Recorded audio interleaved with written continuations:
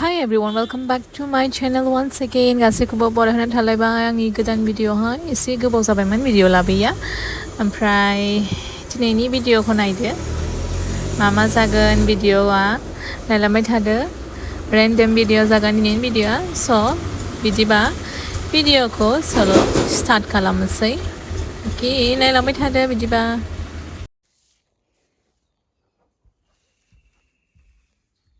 आंना बिनानाव स्टाइलिस्टआ सासे ओमफ्राय नै सासे मालाय खानाय खानगासिनो नै आं नों नायाबाबा आं ओरै देखायखागोन नै हाब बाब्रे आंखौ दाद्रि होलायबावबायसो आयु हाबाब होनहरसाय बा होखागोन आङो नोंखौ बानाय गावबागाव माखौ होखागोन खानाय फिसा रिबन गिदिर नालाय आंखौ बुलायहरदोंसो नोङो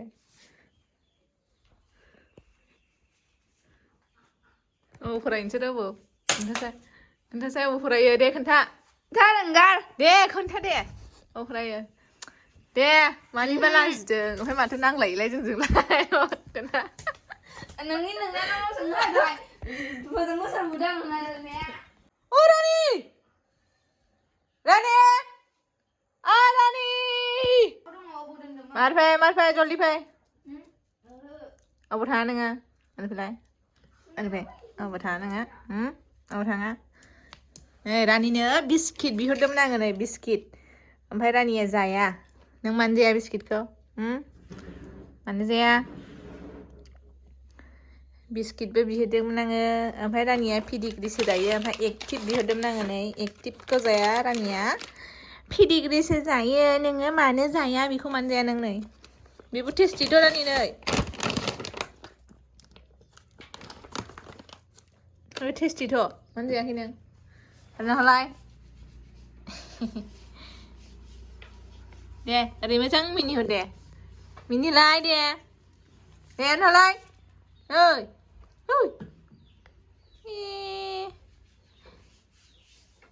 बाय बाय होनदो दे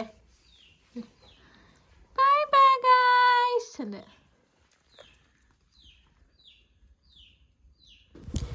लोखि फुजानि प्रसाद लगायनो नागिरदों स' नायलांबाय थादो होमबा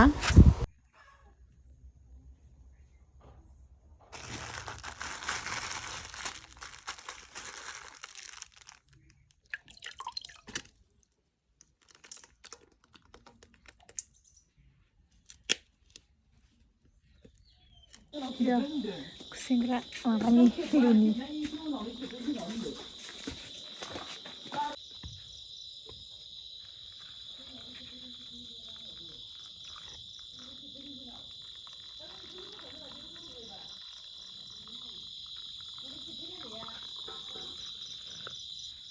सेनायसै जौ गब्लङा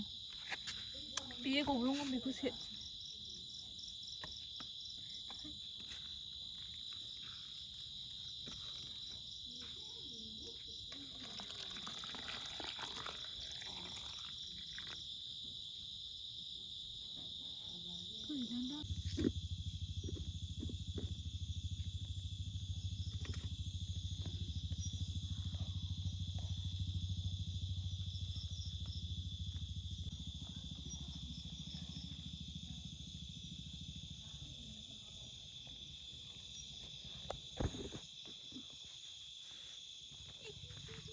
आंखौ सेथादों बे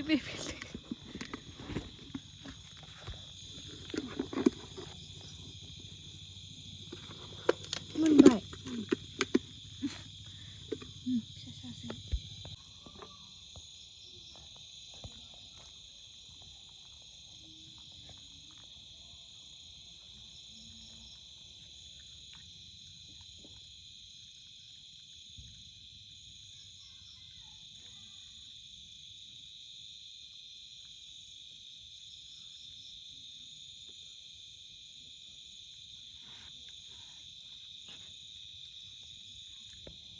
थेफ्ला